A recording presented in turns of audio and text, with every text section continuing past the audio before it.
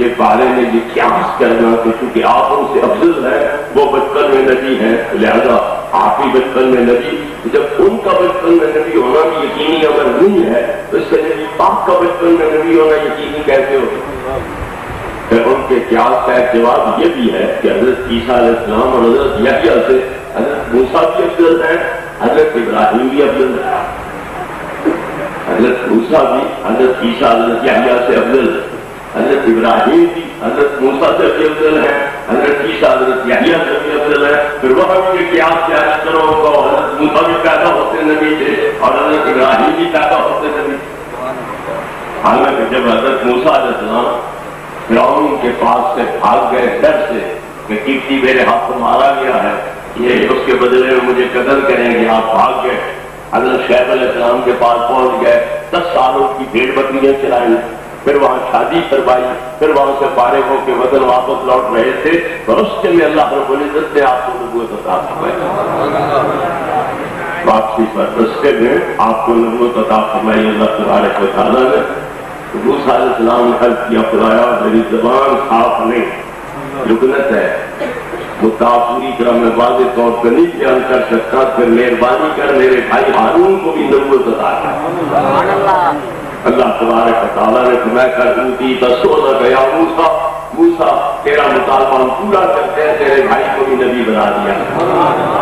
حضرت ہارون بھی 40 سال کی عمر میں نبی بن رہے ہیں، بلکہ اس سے بھی زیادہ عمر میں، اور حضرت موسیٰ علیہ السلام بھی 40 سال کی عمر میں، حضرت ہارون کو 10 سال بڑے تھے حضرت موسیٰ سے، تو وہ حضرت موسیٰ کی دعا سے حضرت ہارون کو 50 سال کی عمر میں نبوت مل رہی ہے، حضرت موسیٰ علیہ السلام کو 40 سال کی عمر میں نبوت مل رہی ہے۔ تو لہٰذا حضرت موسیٰ جب افضل ہے تو یہ بھی کہو وہ بچپن سے نبی، حالانکہ قرآن کی روح سے بات ہے۔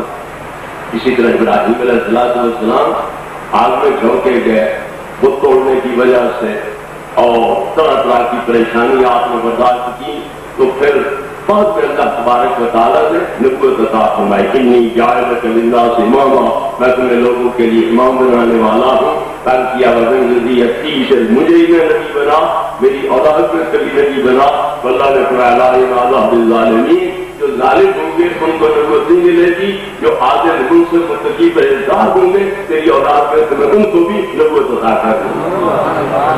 تو جب یہ بات طے شدہ ہے کہ حضرت ابراہیم بھی 40 سال کے بعد نبی بنے، حضرت موسیٰ بھی 40 سال کے بعد نبی بنے، تو اس طریقے کی روح سے کہ چونکہ نبی پاک ان سے افضل ہے، یہ بچپن میں نبی تو وہ بھی بچپن میں نبی ہونے چاہیے صلی اللہ علیہ وسلم بھی، تو پھر یہ دلیل وہاں بھی جاری ہے، حضرت موسیٰ میں بھی حضرت ابراہیم میں بھی، اور ان کو بھی بچپن میں نبی مانو، جب وہ غلط ہے تو پھر یہ نظریہ بھی غلط ہے۔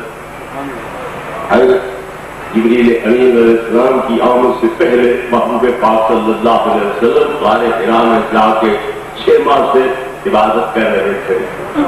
آپ گھر سے خرچہ کھانے پینے کا ساتھ لے جاتے، کبھی 20 دن گزرتے، کبھی 25، کبھی مہینہ گزر جاتا، خرچی ختم ہو جاتی، پھر گھر آتے حضرت خدیجہ پھر خرچہ دے دیتی، پھر آپ باہر میں چلے جاتے، بہت تنہائی میں آپ عبادتیں کرتے رہے 6 ماہ تک۔ اور وہ کب شروع کی؟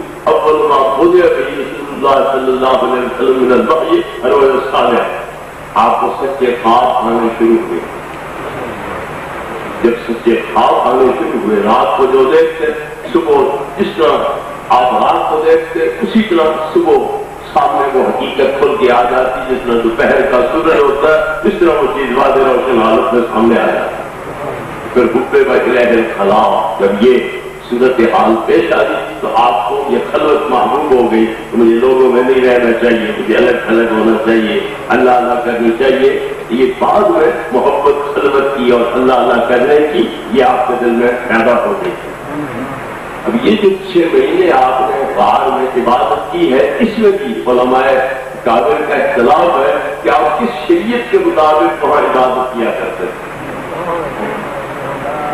6 ماہ اقرا والی وہی نازل ہونے سے پہلے جو غار میں تنہائی میں آپ عبادت کیا کرتے تھے، علماء اہل سنت کا اشرف سیاسی کا نہیں، ان کے اکابر کا اختلاف ہے کہ آپ کس نبی کی شریعت کے مطابق وہاں عمل کرتے تھے۔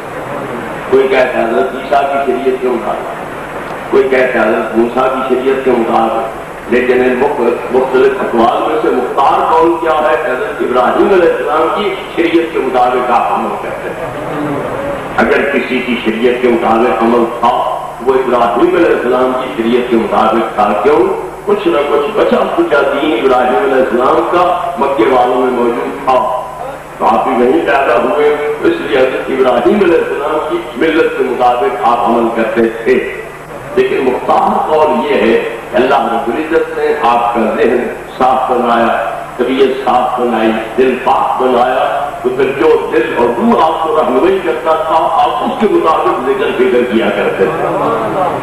وہ بچپن سے نبی اور نبیوں کے سردار کو یہ سوال ہی کیوں پیدا ہوا کہ آپ کس نبی کی شریعت پر عمل کرتے ہیں؟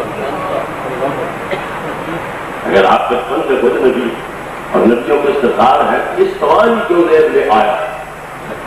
اور سنی علماء کے اکابر کے ذہن میں آ رہا ہے کہ آپ کس شریعت کے مطابق عمل کرتے تھے؟ اپنی شریعت کیوں؟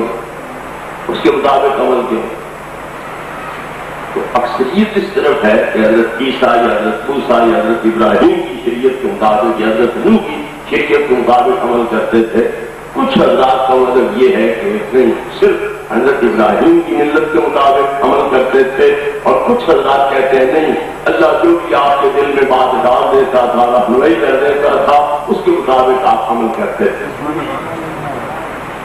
اگر آپ صاحب شرع نبی ہیں تو پھر یہ دل جدھر مائل ہو جاتا تھا، جس طرح حضرت یحییٰ کا بچپن میں دل کھیل کی طرف نہیں عبادت کی طرف مائل ہے، اسی طرح آپ کا دل بھی مائل، جو اللہ دل میں بات ڈال دیتا تھا، الہام تو ولیوں کو بھی ہوتا رہتا ہے۔